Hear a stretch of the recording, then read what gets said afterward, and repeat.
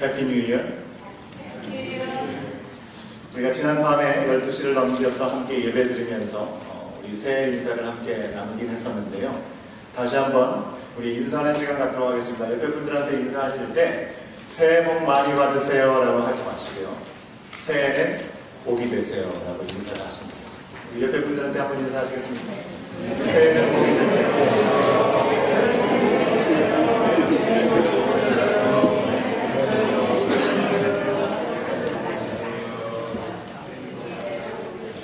아멘입니다. 우리 사랑하는 나라의 모형 한인장로교회 우리 모든 지체들이 그리스도 안에서 한 몸된 지체로서 어딜 가든지 어느 곳에 있든지 복의 근원이 되시는 여러분의 삶이 될 수 있기를 간절히 주의 이름으로 축원합니다. 올해 우리 교회는 20살이 된 나이의 교회가 되었습니다. 사실 아직 생일이 지난 지 얼마 되지 않기 때문에 20살이라고 딱 말하기가 좀 그런지 모르겠지만 어쨌든 2017년도는 우리 교회가 20살이 되는 그런 해입니다. 그동안 하나님의 은혜 가운데 여기까지 우리가 올 수 있었습니다. 작년 19주년 창립기념주일에 제가 말씀을 통해서 드렸던 것처럼 이제 막 성인이 된 그래서 부모로부터 이제 독립하게 된 우리 자녀를 생각할 수 있는 것처럼 우리 교회도 마찬가지로 이제 품 안에서 사랑만 받고 있었던 그 시간으로부터 이제 거기에만 머물지 않고 교회 문턱을 넘어서 더 적극적으로 세상을 향해 나가서 빛과 소금으로서의 사명을 감당해야 되는 때가 되었다고 하는 것입니다. 물론 교회 자체가요 몇 주년이 됐는 거와 상관없이 교회가 존재하는 그 이유 자체가 바로 예수 그리스도의 몸된 지체들이 바로 작은 예수가 되어서 그 예수를 증거하는 삶을 살아가는 것이 바로 교회가 세워진 목적이라고 할 수 있습니다. 그러므로 원래 존재의 이유, 교회가 존재하는 그 이유를 생각하든지 아니면 우리 교회가 이제 20살이라는 나이가 됐든지 더 이상 다른 핑계 댈 것 없이 분명하게 올 한 해는요 우리가 세상에 나가야 되는 시기가 되었다는 것은 부인할 수 없는 사실이라고 하는 것입니다. 어젯밤이라고 하기에는 좀 그런 오늘 새벽이죠. 첫 시간을 열면서 우리 교회 공동체 가운데 허락하신 예수 그리스도의 놀라우신 은혜와 사랑을 기억하면서 몸까지 다 내어주신 그 예수 그리스도의 몸과 피 우리 성찬신에 함께 참여하는 시간을 가졌습니다. 그리고 2017년도를 시작하면서 이 새로운 한 해 가운데 나의 삶 가운데 허락하신 약속의 말씀이 무엇일지를 우리가 말씀 카드를 함께 뽑았습니다. 그리스도의 말씀이 우리의 삶을 주장해야 되기 때문에 우리가 그것을 다시 한번 기억하면서 돌아볼 수 있는 소중한 시간을 우리가 함께 가졌습니다. 제가 송구영신 예배를 마치는 시간에 여러분에게 말씀드렸죠. 말씀 카드를 하나 뽑으셨는데 나가시면서 밖에 준비된 말씀 카드를 하나 더 뽑으셨으면 좋겠다라고 말씀을 드렸습니다. 2017년도 적어도 우리 개인적으로 우리가 가장 사랑한다고 여기는 지인이든지 가족이든지 그럼에도 불구하고 아직까지 주님을 영접하지 못한 잃어버린 영혼들이 있다고 한다면 그분들에게 복음을 전할 수 있는 말씀 카드를 하나 전달할 수 있는 시간들을 가질 수 있으면 좋겠다라는 말씀을 드리면서 말씀 카드를 하나 더 뽑으시라고 말씀을 드렸습니다. 우리가 올 한 해 지내면서요 적어도 한 분 이상에게 꼭 전도의 시간들을 주님 앞에 영접하는 시간들을 가질 수 있으면 좋겠습니다. 이것은 단순히 목회자로서의 개인의 바람이라든지 그런 권면을 여러분한테 드리는 것으로 멈추는 것이 아닙니다. 바로 새해 2017년도에 우리 교회를 향하신 하나님의 뜻이 거기에 있기 때문에 그렇습니다. 제가 2016년도 작년 하반기에 2017년도를 시작하게 될 때 하나님께서 우리 교회 가운데 주시는 비전과 사명이 무엇일까 기도하면서 제 스스로에게 몇몇 질문을 던졌습니다. 그 가운데 먼저는 하나님은 지금 우리 교회가 어떤 모습으로 서기를 원하실까라는 그런 질문을 던진 것이었고요. 그 다음으로는 우리 교회가 어떤 시대 또 어떤 세대 가운데 그 자리를 지켜갈 수 있어야겠는가라고 하는 그런 질문이었습니다. 이 질문들에 대해서 답을 하기 위해서 교회 안팎의 모습들을 여러 모습으로 저희가 돌아봤는데요. 자세히 살펴보니까 우리 교회 안의 모습을 돌아봤을 때는 수적으로 많은 성장을 이루게 하셨습니다. 그리고 전보다는 더 친밀한 관계들을 하나님께서 허락하신 것 같습니다. 속을 가운데는 더 친밀한 유대 관계를 끈끈하게 맺고 있는 분들도 있는 것을 볼 수가 있게 되었습니다. 하지만 우리가 함께 모일 때 주의 말씀과 주의 부르심이 아닌 그런 친목의 모임이라고 한다면 끊임없이 마귀는 틈을 타고 갈라놓는 일들을 하기 때문에 우리는 그저 친밀함으로 그 모든 것이 온전하여졌다, 이제 모든 것들이 만족할 만하다 할 수 없다고 하는 것이죠. 마치 모래 위에 지은 집과 같은 모습이 아니겠는가라는 생각을 해보게 되는 것입니다. 함께 있기는 한데 모래 한 집을 움켜쥐면 많은 모래가 손 안에 있는 것 같지만 손을 폈을 때 어디 간지 알지 모르게 다 빠져버리는 그런 모래와 같이 많은 인원이 모이는 것 같지만 어떤 부분에서는 주님의 역사를 위해서, 주님의 일을 위해서 모두 힘써 모이고 주님의 일을 위해서 하나님을 협력하는 모습에는 아직까지 우리 가운데 많은 연약함과 부족함이 있지 않나라는 생각을 해보게 되었습니다. 물론 멀찌감치 다른 사람들이 보기에는 꽤 괜찮은 상황이 우리 가운데 있다고 보여질지도 모르겠습니다. 이 메인랜드인 밴쿠버에 계신 분들, 저희 동네를 섬마을이라고 이렇게 부르는 것을 종종 들을 수 있습니다. 그 섬마을이라고 하는 말의 뜻, 이 섬마을 교회라고 얘기했을 때 어디선가 모여든 많은 사람들, 어린아이로부터 청소년들, 청년들, 장년들, 또 이 노년기에 이르기까지 골고루 함께 모여서 가족과 같은 그런 분위기를 형성하고 있다는 좋은 소문이 있기 때문에 그런 섬마을이라는 표현을 쓰지 않는가라는 생각도 해보게 됩니다. 아마 어떤 분들은 대형교회 또 차지찬 교회에 대한 경험을 해오셔서 우리 교회에서 함께 예배드리면서 이게 진짜 교회구나, 참 가족 같은 분위기가 너무나 좋다라고 말씀하시는 분들도 종종 듣게 됩니다. 참 따뜻하고 이 가족적이어서 좋다라고 말씀을 해주십니다. 그런 모든 칭찬은 너무나 감사하고 기쁘고 좋은 일입니다. 성령께서 임하신 후에 초대교회 성도들이 함께 모였을 때에도 모습이 그랬음을 우리가 생각할 수 있는 것이죠. 함께 모이고 나누고 내 것 이 것 없이 유무상통하는 것이 초대교회의 모습이었다고 하는 것입니다. 많은 사람들이 함께 모였고요. 가르치고 배우는 일들을 했습니다. 그 가운데 함께 모이는 그들이 자기들끼리 너무나 좋은 시간을 가졌다고 하는 것입니다. 그런데 정말로 그게 진짜 교회의 모습입니까? 하나님은 이러려고 교회를 세우신 것입니까? 그저 교회 안에 많은 사람들이 모여서 교회 안에 있는 사람들과 그 안에 있는 사람들 안에서만 만족하고 즐거움을 누리는 것으로 만족하라고 교회를 주셨냐고 하는 것입니다. 그렇지가 않은 것이죠. 교회는요, 주님, 바로 예수는 그리스도시요 살아계신 하나님의 아들이라고 믿는 그 믿음의 고백, 그 고백을 같이 하는 사람들이 모여서 그 믿음대로 살고 그 그리스도를 전파하는 공동체가 바로 교회라고 하는 것입니다. 그러니 어쩌면 우리 교회 공동체의 모습은 아직은 반쪽짜리의 모습일지도 모르겠습니다. 예수 안에서 한 가족이라고 하는 우리 안에서의 정체성은 참 귀하고 귀한 깨달음이긴 하겠지만 예수님이 이 땅에 오신 그 이유는 그저 나만을 위해서 이 땅에 오신 것이 아니라 나와 너, 우리를 위해서, 우리를 구원하시기 위해서 오셨다는 그 사실들을 우리가 기억한다고 한다면 우리는 그냥 그 자리에 머물러 있을 수 없는 것이겠죠. 그렇다면 교회 밖의 세상의 모습은 어떻습니까? 오래전에 우리가 자주 불렀던 복음성가 있죠. 어찌 보면 그 복음성가의 가사가 지금 우리가 살아가는 이 세대의 모습과 너무나 비슷하다는 생각을 감출 수가 없습니다. 세상은 평화 원하지만 전쟁의 소문도 늘어난다. 이 모든 인간 고통, 두려움, 군, 그 지겨움 끝없네. 정말 그렇지 않습니까? 새해를 맞아서 모든 것들이 새롭게 시작하는 좋은 시간인 것 같지만 세계에서는 밤사이에 안타까운 일들이 또 많이 벌어졌습니다. 터키의 이스탄불의 이 클럽에서는요, 테러로 추정되는 이 무장 괴한이 총격을 해서 30명이 넘는 사람들이 죽임을 당하게 되었습니다.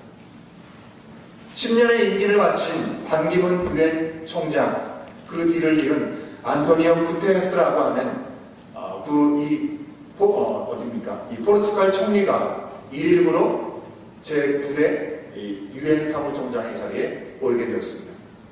올라서 첫 번째 성명에서 뭐라고 얘기했습니까? 새해 여러분도 저와 함께 결의를 공유해 주시기를 원합니다 라고 얘기하시면서 했던 말이 평화가 가장 중요하다고 마음속으로 함께 새기십시다 라고 얘기를 했다고 하는 것입니다. 모든 것들이 발전하고 모든 것들이 편안하고 모든 것들이 더 좋아진 세상인 것 같지만 평화를 구할 수밖에 없는 세상이 되었다고 하는 것입니다. 우리가 살아가고 있는 이 땅은 어떻습니까? 평안하고 자유가 보장되어 있습니다. 하지만 이 안에는요, 진리를 부인하는 가치관의 혼란으로 힘들고 어려운 삶을 살아가고 있는 사람이 너무나 많은 것을 우리가 경험하고 있습니다. 우리 고국 대한민국을 포함해서 지구촌 곳곳은요, 여전히 전쟁과 테러, 자연재해, 또 여러 가지 시위 때문에 어둠의 시간들을 보내고 있는 것을 우리가 보고 있지 않습니까? 이러한 상황 속에서 하나님께서 바로 지금 여기에서 이때 우리 교회에게 말씀하시고 우리 교회에게 요구하시는 것이 과연 무엇이겠냐고 하는 것입니다. 바로 어둠 가운데 빛을 비추는 것이고 평화가 없는 곳에 평화와 위로를 주는 것이고 또 생명이 없는 곳에 생명을 전해줄 수 있는 교회가 되어야 된다고 하는 것입니다. 사실 이것은 우리 교회뿐만 아니라 교회가 처음 시작될 때부터, 아니 교회가 시작되기 전에 예수 그리스도께서 이 땅에 오시는 그 순간부터 우리 하나님께서 원하셨던 모습이라고 하는 것이죠. 그러므로 우리 교회는 이제 안으로는 믿음의 사람들이 함께 모여서 서로 격려하고 믿음 안에서 기뻐하고 나눌 수 있는 그러한 시간들을 가지면서 밖으로는 하나님을 경외하지 않는 영적으로, 육체적으로 갈등과 무질서와 어려움 가운데 있는 바로 지금 이때 우리가 받은 그 구원의 은혜와 사랑과 그 생명의 빛을 전할 수 있는 교회의 모습이 되어야 되겠다고 하는 것입니다. 여러분들 여기까지 말씀을 들으시면 맞습니다. 그런데 그 정답은 우리도 이미 다 알고 있습니다. 몰라서 하는 게 아니라 사실 알아도 무엇을 어떻게 해야 될지 알지 못합니다 라고 생각할지 모르겠습니다. 예수 그리스도를 믿는다는 것이 어떤 것입니까? 바로 예수 그리스도의 복음을 전하는 그 사실을 우리 가운데 모르는 사람이 아무도 없는 것입니다. 그런데 복음을 전하는 데는 더 어렵게 생각하는 것이 솔직한 우리들의 마음인 것이죠. 오늘 말씀, 그리고 올해 우리 가운데 주신 표의 말씀이죠. 이 말씀을 통해서 우리는 어떻게 그 어려운 일을 해낼 수 있는지를 분명하게 알 수 있다고 하는 것입니다. 오늘 말씀은요, 다윗의 시편입니다. 이 시의 표제를 보면 다윗이 사울을 피하여 굴에 있던 때라고 기록되어 있는 것을 볼 수가 있습니다. 다윗이 사울을 피해서 굴에 있었던 때는 두 번이었습니다. 첫 번째는요, 아둘람 굴에 피신했었던 때이고요. 두 번째는 바로 엔게디 황무지 근처에 있었던 굴에 피신했을 때입니다. 특별히 두 번째 이 상황에서요, 사울이 다윗을 잡기 위해서 이곳저곳을 헤매다가 배가 아파서 이를 보기 위해서 굴에 들어가게 되었습니다. 이를 보는 동안에 더 깊이 숨어 있었던 다윗이 이 긴 사울의 옷자를 베었습니다. 이를 보고 나갔던 사울의 뒤에서 다윗이 뭐라고 얘기합니까? 사울의 옷자를 들어보이면서 내가 결탄코 하나님께서 기름 부으신 하나님의 종을 죽이지 아니하리라고 맹세를 합니다. 그 맹세를 들었던 사울은 극적으로 다윗과 화해하게 되는 것이죠. 하지만 사무엘이 죽은 후에 다시금 강팍해진 이 사울은 이 다윗을 쫓기 시작하게 되는 것입니다. 이처럼 다윗의 시는요, 사울의 추격 때문에 산으로 들로 광야로 동굴 속으로 피해 다녀했던 이 목숨의 위협을 받는 상황 가운데 쓰였던 시라고 하는 것입니다. 하지만 여러분 한번 생각해 보십시오. 솔직히 다윗이 지은 이 시를 만약에 우리가 다윗이 사울을 피하여 그에 있던 때라고 표제가 주어지지 않았다고 한다면 이 다윗이 얼마나 위급한 상황이었는지 우리는 잘 알지 못했을 것입니다. 1절 말씀에 보면요, 하나님의 은혜를 반복적으로 구하고 있는 것을 볼 수 있습니다. 하나님이여 내게 은혜를 베푸소서, 하나님이여 나에게 은혜를 베푸소서라고 구하고 있습니다. 은혜를 베풀어 달라. 우리가 어느 상황에서든지 은혜를 달라고 구하고 있죠. 하지만 우리가 지금 보고 있는 개역개정 성경 말씀 이전에 우리 개역 한글 성경에서 보면 이 은혜라는 말을 긍휼이라는 말로 번역해서 쓰고 있는 것을 볼 수 있습니다. 오히려 긍휼이라는 말을 들어보면 얼마나 그 상황이 절박한지를 우리가 더 깊이 느낄 수 있을 것 같습니다. 하나님 나를 긍휼히 여겨주시옵소서, 나를 불쌍히 여겨주시옵소서, 위급한 상황에서 나를 구해주시옵소서라고 기도하고 있는 다윗의 모습을 볼 수 있다고 하는 것입니다. 하지만 그 다음 구절부터 보면요, 2절 말씀에 보시면 다윗은 뭐라고 고백합니까? 나를 위하여 모든 것을 이루시는 하나님이라고 고백하고 있는 것을 볼 수가 있다고 하는 것입니다. 나를 위해서 모든 것을 이루시는 하나님을 다윗은 구하고 있습니다. 3절 말씀에서는 뭐라고 구하고 있습니까? 3절 말씀해 보시면 하나님은 인자와 진리로 자신을 삼키려는 비방에서 구원하실 것이라고 확신에 찬 고백을 다윗이 고백하고 있는 것을 우리 또한 확인할 수 있는 것이죠. 2절과 3절 말씀에서 다윗은 하나님을 온전히 바라보고 있는 것을 볼 수 있습니다. 그런데 4절 말씀을 보면요, 이렇게 고백하고 있는 다윗의 상황이 어떠한지, 얼마나 처절한지 우리가 분명히 확인할 수 있다고 하는 것이죠. 4절 말씀은 우리가 같이 읽어보도록 하겠습니다. 함께 확인합니다. 시작. 내 영혼이 사자들 가운데서 살며 내가 불사르는 자들 중에 누웠으니 곧 사람의 아들들 중에라. 그들의 이는 창과 화살이요 그들의 혀는 날카로운 칼 같도다. 뭐라고 고백합니까? 다윗은요, 자신은 굶주린 사자 가운데 먹힐 수밖에 없는 먹잇감이라고 그 스스로를 그렇게 고백하고 있습니다. 분명 2절과 3절 말씀에서는 자신의 처한 상황에 대한 심각성을 잘 알지 못하는 것처럼 느껴질 수 있겠습니다. 헛된 희망을 갖고 있는 것 같고 막연한 기대를 가지고 긍정적으로만 생각하는 것처럼 보이지만 그러지 않았다고 하는 것입니다. 그가 처한 상황의 심각성을 그는 너무나 잘 알고 있었다고 하는 것입니다. 지금 딱 죽게 된 상황이라고 하는 것입니다. 스스로 구원할 수 있는 방법이 어떤 것도 없다고 하는 것입니다. 그 위기 속에서 무력하고 아무것도 할 수 없는 자신의 위기를 그 누구보다도 잘 알고 있었던 것이 다윗이라고 하는 것입니다. 그런데 다윗은 거기서 절망하고 포기하지 않았다는 것이죠. 2절과 3절에서 말씀한 것과 같이 자신을 바라보던 그 처지에서 눈을 들어서 5절에서 고백하고 있는 것처럼 오늘 하늘과 세상의 주인이신 하나님을 바라보고 있다고 하는 것입니다. 가장 높으신 하나님을 찬양하고 있는 다윗의 모습을 우리가 보게 된다고 하는 것입니다. 갑자기 뜬금없이 하늘과 온 세계의 주인이라니, 어떻게 이런 고백을 할 수 있는 것입니까? 지금 내가 당장 죽게 생겼는데 하늘을 보고 온 세계의 주인을 찾는다고 하는 것, 상식적으로 좀 이해가 가능하십니까? 여러분이 위험천만한 상황에 빠졌다고 한다면 과연 여러분은 어떻게 하시겠습니까? 내 문제가 당장 코앞에 있는데 고개를 들고 하나님을 찾을 수 있는 것이 결코 쉬운 일이 아니겠죠. 결코 쉬운 일이 아닙니다. 하지만 오늘 말씀에서 다윗은 고개를 들어 주님을 바라봤습니다. 그를 막으려고 그의 대적이 놓았던 그물들, 웅덩이들, 모든 것들을 준비하고 그의 영혼을 억울하게 몰살하려고 하는 그런 모습들이 있었지만 다윗은 그 모든 시선을 주님께로 향하여 들었다고 하는 것입니다. 그러자 그가 향한 시선에 대해서 하나님께서는 어떻게 반응하셨습니까? 우리가 찬양, 복음성가 가운데 시선이라는 찬양이 있죠. 그 찬양 가사에서 이렇게 얘기하죠. 내게로부터 눈을 들어 주를 보기 시작할 때 주의 일을 보겠네. 내가 내 삶에 찾아온 여러 가지 인생의 문제를 바라보지 않고 주님을 바라볼 때 주님의 놀라운 역사를 우리 눈으로 목도할 수 있는 일들이 다윗에게는 실제로 일어났음을 우리는 말씀을 통해서 확인할 수 있는 것이죠. 그를 억울하게 해치려고 했던 사람들이 자기가 판 무덤에 자기들이 빠지게 되었다고 하는 것입니다. 그것을 다윗은 볼 수 있게 되었다고 하는 것이죠. 하나님이 자기를 해치는 사람들 그 앞에서 가만히 계시지 않냐, 구원을 베푸시고 도우신 놀라운 일들을 그는 목도하게 되었다고 하는 것입니다. 프랭크 화이트라고 하는 작가가 있습니다. 우주 비행사들이 우주를 다녀와서 돌아왔을 때 공통적으로 변화된 모습이 있었다라고 그런 책에서 기록하고 있습니다.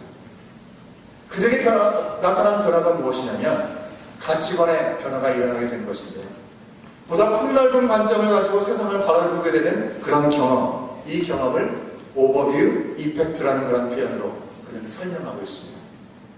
실제로 우주여행을 가기 위해서 개인적으로든 국가적으로든지 우주인이 되기 위해서 얼마나 많은 경쟁이 있습니까? 얼마나 많은 노력이 있습니까?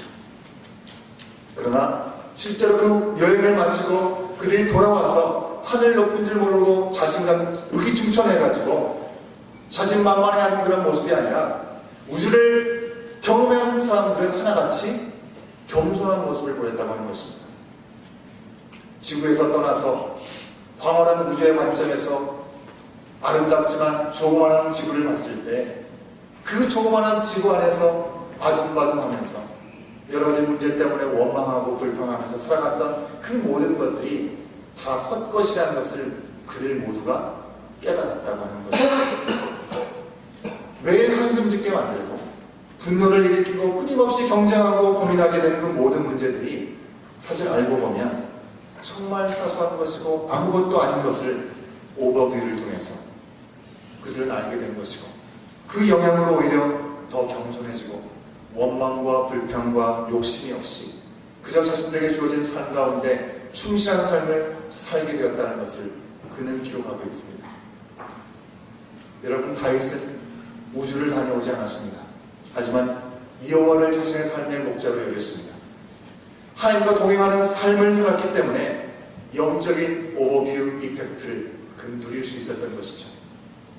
그는 하나님을 통해서 자신의 삶을 들여볼 수 있었습니다. 분명 문제는 현실 앞에 있었습니다. 하지만 그 문제보다 크신 하나님을 볼 수 있었기 때문에 더 이상 문제가 되지 않았다고 하는 것입니다. 결국 다윗은요, 문제의 측면에 있었지만 흔들림 없이 확신에 차서 하나님을 찬양하고 있는 것입니다. 확신에 찬 그의 말이 무엇이었습니까? 7절 말씀을 우리가 다윗의 심정을 가지고 같이 한번 읽어보도록 하겠습니다. 7절 말씀 함께 고백합니다. 시작. 하나님이여, 내 마음이 확정되었고 내 마음이 확정되었사오니 내가 노래하고 내가 찬송하리이다. 아멘. 우리의 고백이 되기를 원합니다. 2절 말씀과 4절과 6절 말씀에서 자신의 위기와 절망적인 처지에서 눈과 마음이 괴로웠던 다윗이었습니다. 하지만 그는 이제 7절 이하의 말씀에서 조금의 망설임도 갖지 아니하고요, 두려움 혹은 원망 없이 어둠을 깨뜨리는 빛의 찬양을 주님 앞에 올려드리고 있음을 우리는 확인하게 되는 것입니다. 우리가 잘 아는 대로 내가 새벽을 깨우리로다, 주로 새벽기도 나아가고 마치 캠페인처럼 우리가 들었던 그런 말씀이지만, 사실 이 말씀은요, 내 마음과 내 육신과 내 처지의 어두움, 그 세상의 무질서와 또 죄악과 어둠에 쌓여있는 그 모든 상황 속에서 그것들을 물리치고 내가 담대함으로 주님을 향해 나가겠다라고 선포하는 그의 믿음의 고백임을 우리는 분명히 알 수 있어야 되는 것이죠. 여기서 새벽은 무엇을 얘기하는 것입니까? 이 새벽은요, 하루 중에 가장 칠흑같이 어두움이 있는 그 어둠의 한복판이라고 얘기하는 것입니다. 그 어떤 어두움도 어떤 위험도 그를 삼킬 수 없음을 그는 고백하고 있는 것입니다. 이어서 다윗은 구원의 하나님이 자신을 책임지실 거라는 그 확신을 가지고 자신의 마음을 오직 구원의 하나님께 고정하였다라고 고백하고 있는 것을 볼 수 있습니다. 이제 내가 어떤 상황에 처한다 할지라도 주님 뜻대로 살기로 했네, 뒤돌아서지 않겠네, 찬송가의 가사와 같은 믿음의 고백을 다윗은 하고 있는 것입니다. 다윗과 같이 먼저 우리의 시선이 구원의 주님을 향해서 우리의 몸과 마음을 온전히 고정하여 두었을 때, 그때 할 수 있는 것은요, 오직 하나님을 찬양하고 하나님만을 무한 신뢰하는 것, 그거밖에 없는 것입니다. 그 누구도 그 무엇도 비교할 수 없는 구원의 은혜, 그 하나님을 자랑하는 것, 그 하나님을 드러내지 않고는 견딜 수 없는 것이 바로 하나님을 주인으로 모시고 담대하게 선포하는 자들이 그들의 입술 속에 나오는 그런 고백이라고 하는 것입니다. 그저 전도해라 그렇게 해서 전도하고, 그래도 교회 다니는데 한 명 정도는 전도하지 않겠느냐라고 말을 해서 전도하는 것이 아니라, 정말 하나님의 놀라우신 은혜가 차고 넘쳐 흘러 넘치기 때문에 그 감격과 그 감사 때문에 가만히 있을 수 없어서, 내 안에 계신 하나님의 놀라우신 은혜와 사랑을 전하지 않고서는 감당할 수 없어서 전할 수 있는 은혜가 우리의 삶 가운데 채워지기를 간절히 소원합니다. 우리가 이미 대림절 특별 새벽기도를 통해서 함께 돌아보지 않았습니까? 이 사마리아의 우물가에 있는 여인, 많은 남편을 두었지만 거기에 소망이 없었습니다. 하지만 그가 예수 그리스도를 만났을 때 물동이를 버려두고 이웃 사람들에게 찾아가서 와 주님을 향해서 초청했던 그의 모습을 우리는 지금 기억하고 있습니다.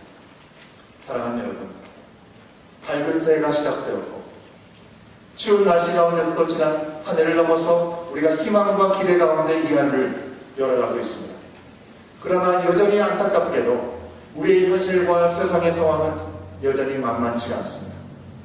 우리는요, 결코 완전할 수 없는 인간이라는 존재론적인 그런 한계 앞에 우리가 서 있고요. 이민자로서, 주변인으로서 그런 고통들, 고뇌들이 우리 가운데 있습니다. 우리가 그리스도인으로서 살아가면서 죄된 육신을 따르는 이 세상을 거슬러야 되는 고난이 우리 가운데 여전히 있을 것입니다. 그 외에도 날마다 숨쉬는 순간마다 우리 앞에 괴로운 일들을 보게 될 것입니다. 우리의 고국 대한민국은 여전히 진통 중에 있습니다. 지구촌의 멀고도 가까운 곳들에서는 여전히 전쟁이 끊이지 않고요. 가난과 테러와 질병들이 계속해서 일어나고 있습니다. 그러나 우리의 영적인, 육적인 한계와 괴로움을 아시는 우리 하나님께서 구원의 이름, 바로 예수 그리스도를 우리 가운데 허락하셨다고 하는 것입니다. 예수님께서 계시기에 우리는 다윗처럼 사망의 음침한 골짜기에 다닌다 할지라도 해를 두려워하지 않을 수 있는 것이고, 주님께서 우리와 함께 하시기에 우리는 그 주님을 찬양할 수 있는 것입니다. 그 손으로 베푸신 구원의 일을 우리는 자랑할 수 있는 것입니다. 하나님의 구원의 손길을 보는 오버뷰를 가지게 되면 우리의 상황과 형편과 내 감정에 따라서 이리저리 치우치거나 근심하지 않고 계산하지 않고 그 모든 상황 가운데 우리 앞에 주님 앞에 나갈 수 있는 겸손한 마음을 가지고 순종하는 오버뷰 이펙트, 그 모습이 우리의 삶 가운데도 나타나게 되는 것입니다.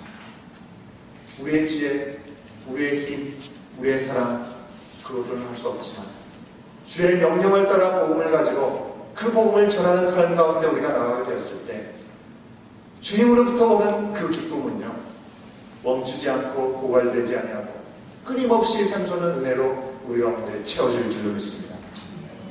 하나님께서는 우리 교회를 향해서 올 한 해 우리의 마음을 정하고 복음을 전하여 살아가는 나라의 할인 장로가 되라고 말씀하여 주십니다. 교회 문을 안에서 굳게 닫고 그저 우리 안에서 평안하다, 만족하고 누리는 삶을 넘어서서 우리의 인생을 붙드시고 모든 것을 감찰하신 그 주님의 손 앞에 우리가 내어 맡기고 그의 문턱을 넘어서서 우리 안에 역사하신 예수 그리스도를 증거할 수 있는 우리의 모습이 되어야 될 줄로 믿습니다. 그 말씀대로 순종하였을 때 어떤 일이 일어날지를 우리는 더욱더 기대할 수 있어야 되겠고요. 더 기도하면서 우리 주님의 명령에 온전히 순종하며 아멘으로 따라갈 수 있는 우리가 되어야 되는 것이죠. 아무쪼록 올 한 해 2017년도를 우리가 보내면서 나라의 땅, 이 땅에 거주하고 있는 우리가 알고 있는 자들 가운데 주님을 알지 못하는 자들이 있습니까?